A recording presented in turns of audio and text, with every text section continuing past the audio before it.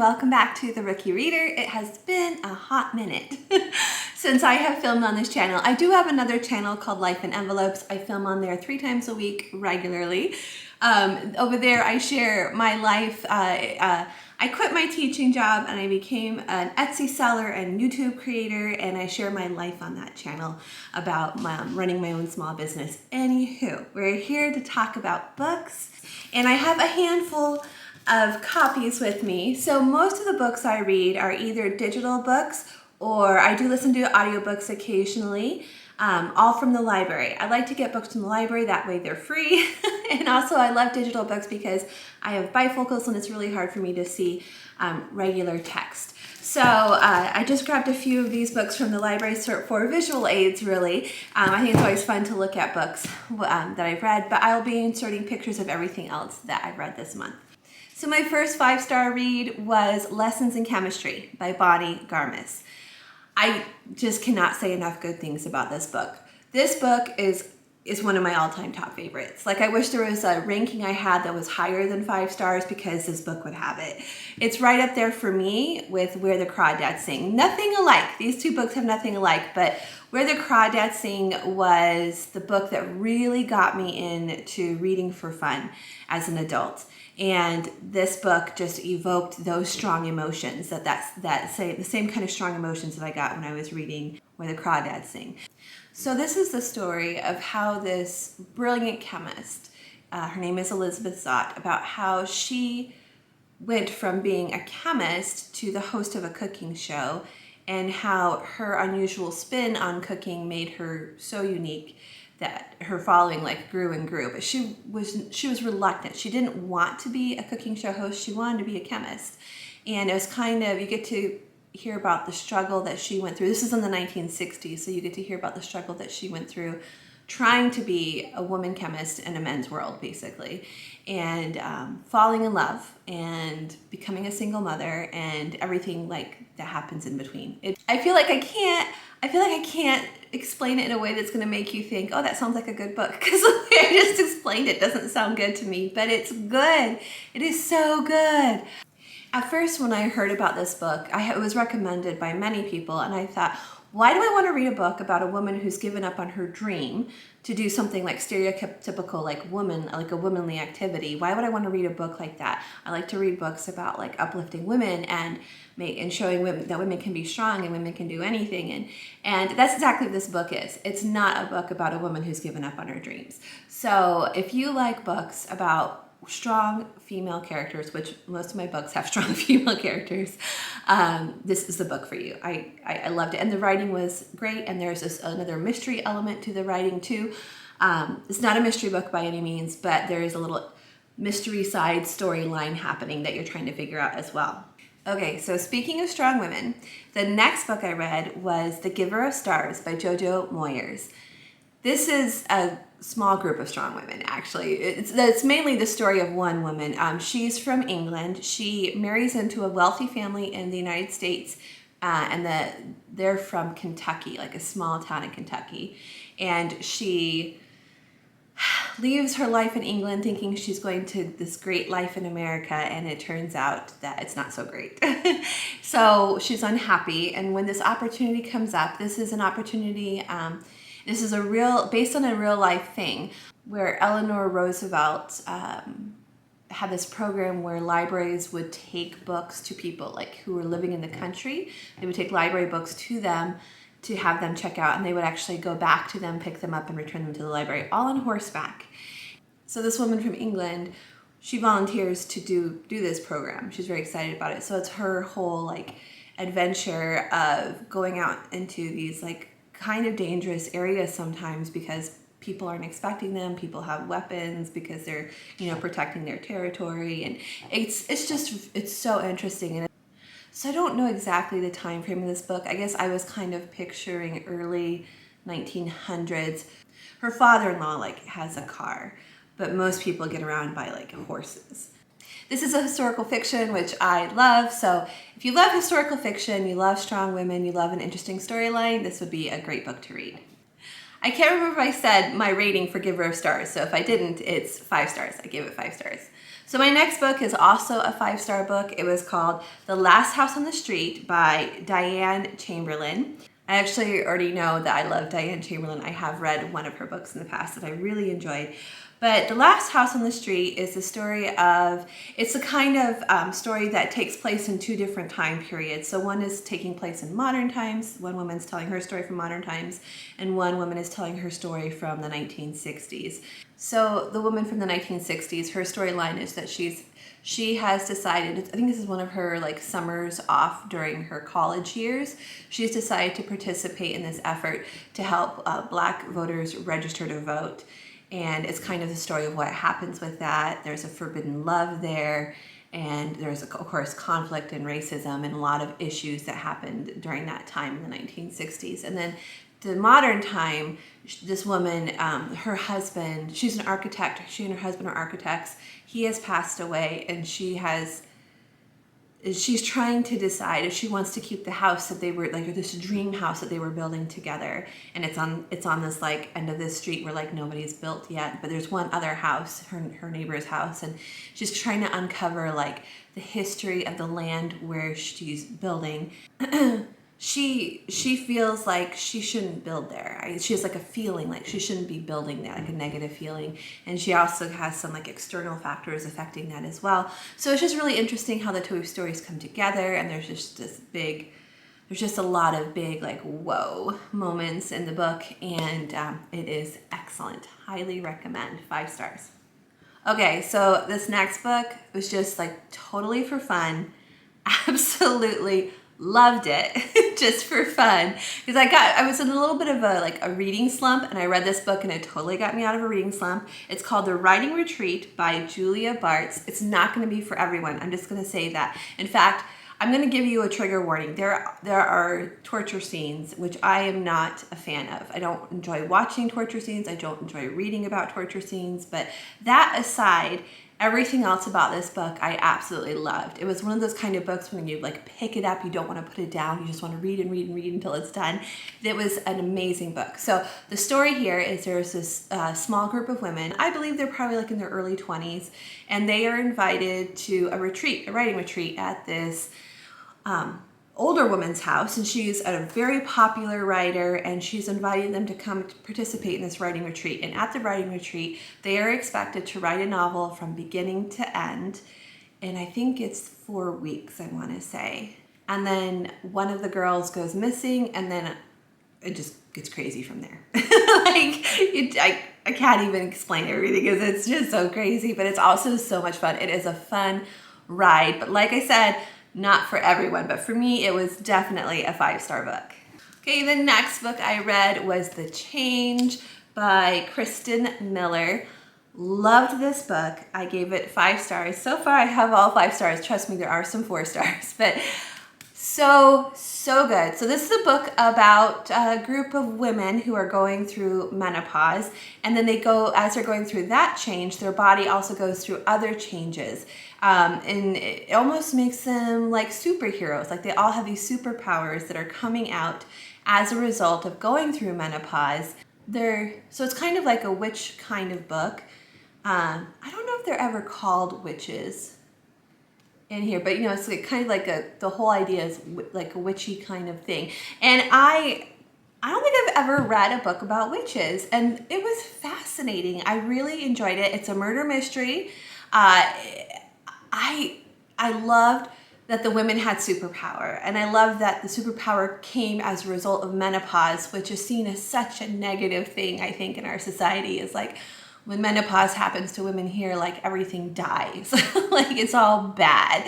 All these bad things happen. In this book, it's like celebrated as the next adventure in life, and it was really enjoyable. And these women become friends, and they solve this murder mystery. They're working to solve this murder mystery together, and of course there's some fun twists and turns, and love it. Highly recommend the book. Okay, finally, 4-star book.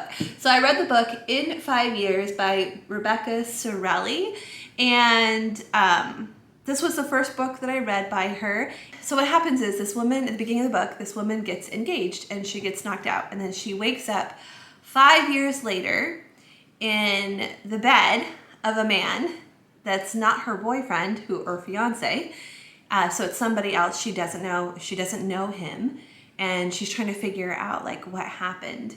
And the thing is I thought that was going to be like the whole book, like you were going to get her point of view from the 5 years ahead, like the whole time. But it's just for like a blip. She's just there for like 5 minutes, and then she goes back to her normal time. So in between her normal time and the end of that 5 years, she's trying to she's trying to figure out what happens in her life to cause that to happen, because she doesn't want that to happen. She wants to be with her fiance. She wants to stay with him. So she's trying to figure out what led to that moment and how to prevent it. The thing is I thought it was gonna be a fun book, and there's just a lot of heavy seriousness in it, and I just wasn't expecting that. And while it was still an excellent book, it just kind of brought me down a little bit because I was looking for a fun read. So for me, it was 4 stars. Excellent writing, interesting story, but just a little bit too heavy and sad for what I was looking for. So after that, I read another book by Rebecca Serle, and it was an accident. I didn't realize I was choosing the same author, but the other book was called One Italian Summer, and this one also got 4 stars. This one actually was a lot of fun. Also pretty heavy. She does that. This is what I'm finding with this author. She's got like these fun ideas and concepts, but there's also some heaviness to the story. And I didn't mind it so much in this book, but the thing I didn't like is I didn't like decisions that the main character was making, and I didn't like the ending, and like there's just things I didn't like about it. I don't know, I was like, should I give a book 4 stars because I don't like the choices that the character makes and I don't like the way the book ends? I don't know. I think so. I think it's okay because I think it's just my opinion. But it is well written. It is an interesting story. So there's this woman. So her mom passes away. She's having some struggles in her own relationship, and she decides to take this Italian vacation by herself to this little place, this little town in Italy where her mom vacationed as like a young woman. And her mom always talked so much about it. Like it was such a magical vacation that she had there. She enjoyed her time there so much. I think she always wanted to take her daughter there. In fact, they were planning a trip before the mom passed away. So the girl young woman, goes ahead and goes on this trip. And while she's there, she meets a young woman and becomes friends with her. And she suspects or feels like this young woman is her mother, like her mother as a young woman. So it never says, the book says like she's in a different time period. Like there's no other clues that she's in another time period. Like there's no housing, vehicle, music, restaurant. Like there's no other physical clues that she's in another time period, but the fact that her mother as a young woman is also there with her. So there is this whole like kind of time travel element to it. And it's the story of their friendship. So it's very interesting. I really liked it. But like I said, there were some things in it that I didn't like that happened. Decisions I didn't like, ending I didn't like. So for me, it was a 4-star book. So back to a 5-star read. The next book I read was called One of Us is Lying. This is a YA murder mystery. So good. I was so impressed with how well this was written. And I was just at the bookstore yesterday, and I saw there's like a whole series of these books. So One of Us is Lying is just the first one. So I might read more of those in the future. I really enjoyed the first book. It was really fun. There's this group of kids. They are in detention, and one of them is murdered, and the rest of them become murder suspects. So it is the whole story of why they're murder suspects, or why it's potentially they could be the one who killed this kid, and then ultimately who actually did it. So very interesting, very fun read. Highly recommend that one. So for a fun murder mystery, if I enjoy murder mysteries, I enjoy like a fun storyline, and I enjoy that encourage me to keep reading. Like those kind of stories are my kind of stories. Okay, so I have to apologize if the camera angle has changed because my camera overheated, so I had to stop filming. So I'm back, and it might look different. But anyways, so the next book I read was The 5-Star Weekend by Elin Hilderbrand, and I gave it 5 stars. I just realized it was 5-Star Weekend. Anyways, so I read one of her books last year, The Hotel Nantucket, and I loved it. It was a fun read, and I wanted to take something fun and light and vacation-y, beachy on my vacation. And so I actually bought a copy of this book and I couldn't find it to film. So I'm still gonna show you a thing of it. But anyways, the 5-Star Weekend is a story of this woman who, she has like a vacation home in Nantucket. So she's very wealthy and very successful, like food blogger. And I guess in my mind, I was picturing like a young Martha Stewart kind of situation. And she's married to a surgeon who passes away early at the beginning of the book in a snowstorm. He's driving in a snowstorm. And this 5-Star Weekend was an idea that she got from somebody else. So she was inspired by somebody else. But the idea was getting together her best friends from all the different periods in her life. So like her teenage years, her 20s, her 30s, her midlife, and then now. They all get together at her Nantucket like home for the weekend. And it's just she just does her best to make it like this fabulous weekend for them. But they're not all friends. They don't all get along. Lots of things come out. And one of the people that she's invited is actually somebody who like frequently comments on her blogs. So she hasn't even met this person in real life. And this person's got some pretty big secrets. So it's a very interesting read, but it's also a lot of fun, a lot of atmosphere, you know, food, Nantucket vibes, a lot of music. I love the way Elin Hilderbrand always brings music into her books and talks about what's playing. It kind of helps set the scene and the vibe of the book. It's just a fun book. Like it, but there's still some interesting things that happen, even though it's just kind of like a lightweight, fun kind of story. Okay, and then finally, the book I most recently read, and I actually loved this book so much, so you might be surprised. I'm only going to give it 4.5 stars, but I'll tell you why. So, All Good People Here is the story, and it's by Ashley Flowers, and I went and looked for more books by her after I read this because I enjoyed this one so much, and this is the only book I think she's written. But I did find out she is a true crime podcaster, so that's interesting.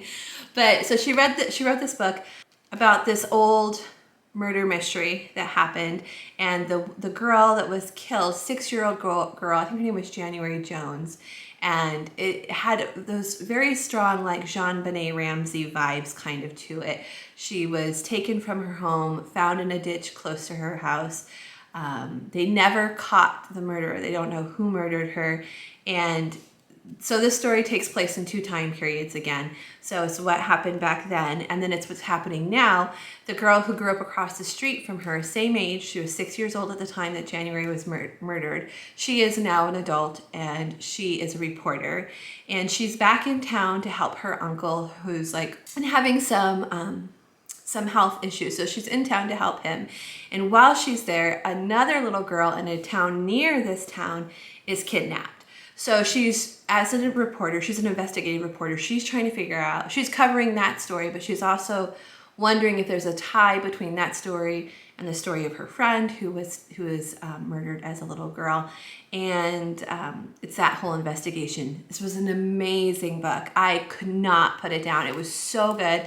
I just wanted to keep reading it and reading it. The only reason why I gave it 4.5 stars is there's something pretty major that happens toward the end of the book. So it's not the ending, but toward the end of the book, there's something major that happens that I absolutely hate. And I can't believe like she chose to go that way. Like the author chose to go that direction. Like it just, oh, I was so upset by this twist. And anyways, that's why I couldn't give it 5 stars. If it didn't have that one thing in there, it would be a 5-star book for me, but still an excellent book. I'm recommending it to everybody. Like anyone who will listen, I'm like, go read this book. It's a fun, interesting book. Okay, friends, that is it. Thank you guys so much for watching. So in my next video, I would really like to read some recommendations from you guys. So if you have a book recommendation, put it down in the comment section below. And I want to pick, I think, 3. I'm going to do like a random drawing and pick 3 books to read that you guys recommend. So please give me your book recommendations down in the comment section, and I'll see you guys again next time. Bye, everyone.